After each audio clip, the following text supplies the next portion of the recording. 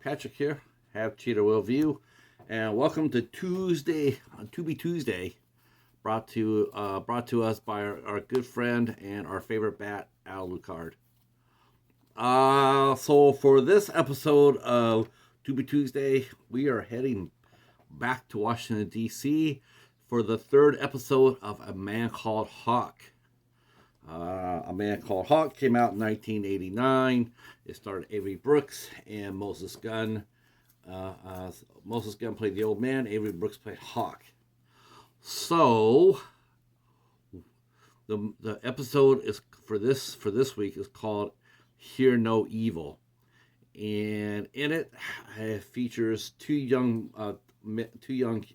college students. One who's totally deaf named Paul, and his friend who is white, and he is also hard of hearing. He's losing his hearing. His name is Jeff, and they're out there causing ruckus. But they happen to witness a murder, and they're both chased by not only the killer but by the killer's dog. It was a Doberman Pinscher, and he lets loose on the two boys, and they narrowly escape.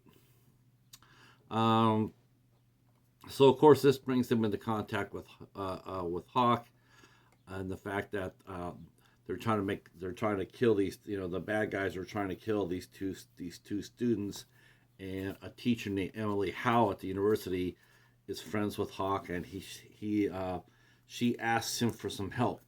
Of course, the local PD once again, they're not really enamored with Hawk.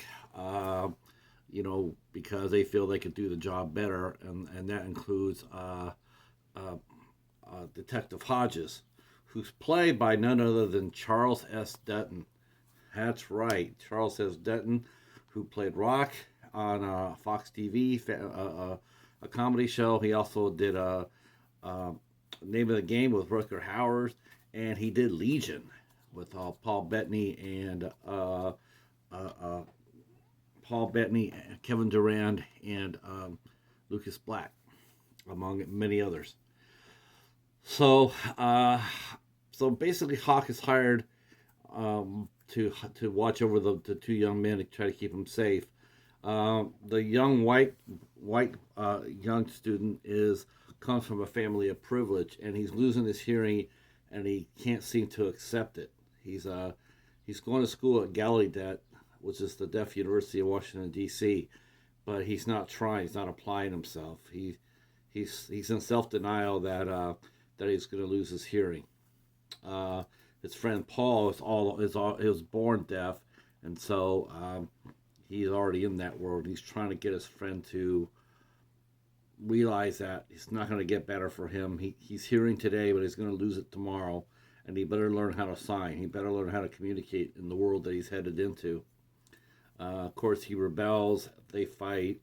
Hawk. We find out Hawk actually signs as well, and that he signed to help a 16-year-old girl. She can, she lost her hearing.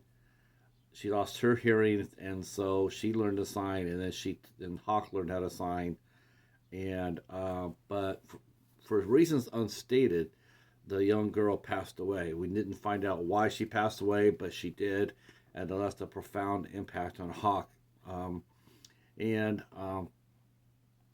So this is a pretty good episode. There's some firepower in this episode. The main guy, the henchman, is going after the young boys, and he takes a pot shot out of a drive-by, and Hawk literally blows his ass up. No, not kidding. And so the cops all of a sudden they realize that when they bring Hawk in down to the departments for a statement, they find out that Hawk has a lot of connections, deep connections, and he doesn't need a gun permit, and he's got powerful people behind him. So we get a little bit more details. We also know too that Hawk fought in Vietnam and was decorated, so that's also new. And then they incorporated something they had not done in the books, and that is they did incorporate the fact that Hawk fought a few pro fights. So that was interesting because that's never been showcased in any of the Spencer books. He fights, but he's never been a pro fighter. So that was interesting to hear.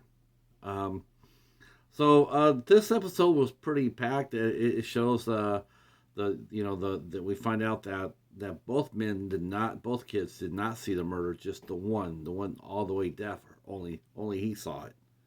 The other boy lied because he wanted to drop out of school. He was looking for an excuse to drop out. So of course they think that both boys are in danger when in fact only just one is. So it's a race against time to find Paul and to save him before the bad guy finds him. And the bad guy is bringing along his dog along with the party. So yeah, this was better than this actually was a little bit better than the second episode. Not so much the cast was decent. It was okay. I liked the action in this one a little bit more. There's some Hawk brings out the 357 and he brings it out with. That's one thing about Hawk. He's not shooting to wound you. If he's pulling that gun, he's pulling it to take you. So that's interesting to note too. Hawk does do that. He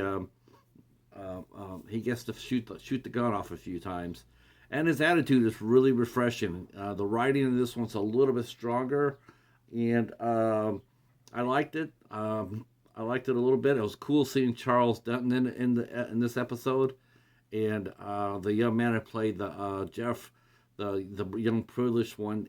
His name was Josh Hamilton, and he went on to have a very good career as well. He's still acting today.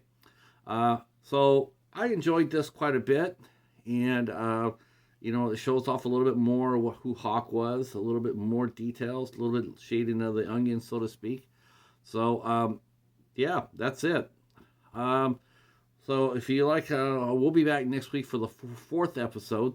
And if you like what you hear, please consider giving it a sub and giving us a sub, giving us a like, and leaving a comment down below. This has been fun talking about this old series. I wish it had gone longer, but it is what it is. So I'm enjoying it, and if you get a chance to watch it on Tubi, I highly recommend that you do. All right, thanks so much, and we'll see you next week. Solid.